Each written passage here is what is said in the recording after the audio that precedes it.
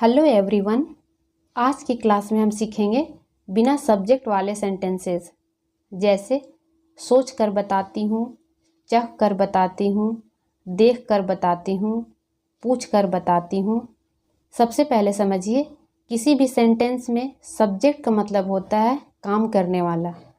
जैसे मैं पढ़ता हूँ, वह खेलता है, रीना खाना बनाती है।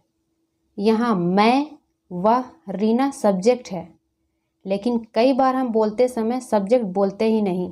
जैसे चख कर बताती हूँ, यहाँ मैं नहीं बोला गया, लेकिन सुनने वाला समझ जाता है कि बात करने वाला अपने बारे में बोल रहा है। इसे ही हम बिना सब्जेक्ट वाला सेंटेंस कहते हैं। अब मैं आपसे एक सवाल पूछती हूँ, इन सभी सेंटेंसेस में आखिरी में क्या आ रहा है? ता हूँ, ती हूँ। तो बहुत सारे बच्चे तुरंत बोल देते हैं, मैम ये तो सिंपल प्रेजेंट टेंस है। ऐसा नहीं है, यह सबसे बड़ी गलती है। सबसे पहले एक बात याद रखिए, टेंस सिर्फ ता हूँ ती हूँ देखकर नहीं पहचाना जाता, बल्कि पूरे सेंटेंस की मीनिंग देखकर पहचाना जाता है। अब जरा इस सेंटेंस को देखिए, चख कर बताती हूँ। इसका क्या मतलब है? मैं रोज़ चख कर बताती हूँ? नहीं ना।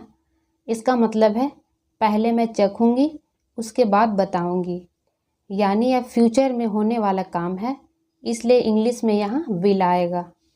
अब दूसरा सेंटेंस देखिए, सोच कर बताऊँगा। क्या मैं अभी सोच चुका हूँ? नहीं, पहले सोचूंगा फिर बताऊँगा। यानी दोनों काम फ्यूचर में होंगे, इसलिए यहाँ भी विल आएगा। अब दूसरी बात, इन सभी सेंटेंसेस में एक और चीज़ कॉमन है, इनमें सब्जेक्ट लिखा ही नहीं है।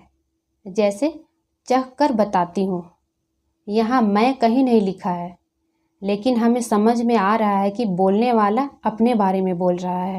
इसे कहते हैं हिडन सब्जेक्ट। तो चलिए इसका स्ट्रक्चर क्या होगा देखते हैं।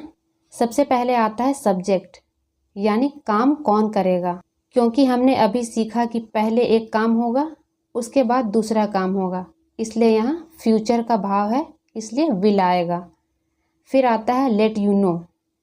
लेट यू नो का मतलब होता है तुम्हें बता दूंगा या तुम्हें जानकारी दूंगा। उसके बाद आता है आफ्टर, जिसका मतलब होता है के बाद। यानी पहले एक काम पूरा होगा, उसके बाद मैं तुम्हें बताऊंगा। और ध्यान रखिए, आफ्टर के बाद हमेशा वर्ब की आईएनजी फॉर्म आती है।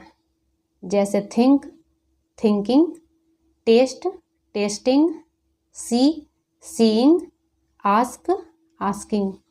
इसलिए अगर हिंदी में लिखा हो सोच कर, चख कर, देख कर, पूछ कर, तो इंग्लिश में आफ्टर प्लस वर्ब की आईएनजी फॉर्म लगेगी। यही इस पूरे स्ट्रक्चर का रूल है। अगर यह स्ट्रक्चर याद हो गया तो ऐसे बहुत सारे सेंटेंसेस की इंग्लिश आप बहुत आसानी से बना लेंगे। इसे एग्जाम्पल से समझते हैं। सोच कर बताती हूँ, तो सब्जेक्ट क्या होगा? आई। उसके बाद क्या लगाएंगे? विल। उसके बाद लेट यू नो। सोच कर बताती हूँ, तो उसका क्या हो जाएगा? After thinking. तो सेंटेंस क्या हो गया? आई will let you know after thinking. अगला है चख कर बताती हूँ, I will let you know after testing. देख कर बताता हूँ, I will let you know after seeing. पूछ कर बताती हूँ, I will let you know after asking. अब एक छोटी सी ट्रिक याद रखिए, अगर हिंदी में लिखा हो सोच कर, देख कर, पूछ कर, चख कर, पहुँच कर, वापस आकर, तो तुरंत आपके दिमाग में आना चाहिए आफ्टर प्लस वर्ब की आईएनजी फॉर्म। यानी सोच कर आफ्टर थिंकिंग, देख कर आफ्टर सीइंग। इस एक रूल को याद रखेंगे तो आप ऐसे हज़ारों सेंटेंसेस की इंग्लिश आसानी से बना पाएंगे। तो चलिए कुछ एग्जाम्पल देखते हैं। चेक करके बताऊंगी, आई will let you know after checking. समझ कर बताऊंगी, आई will let you know after understanding. पढ़कर बताऊंगा, आई will let you know after reading. लिख कर बताऊंगी, आई will let you know after writing.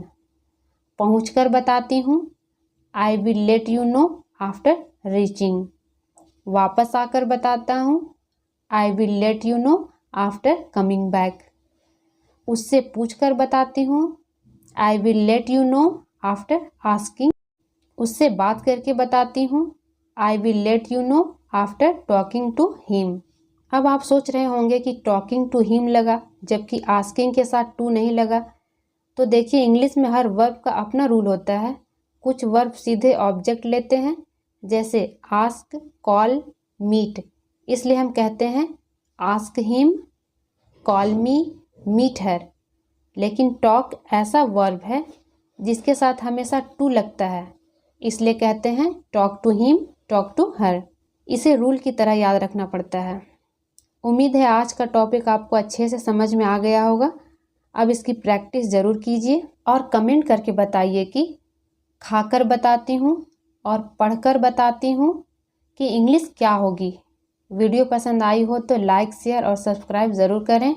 मिलते हैं अगली क्लास में। Thank you.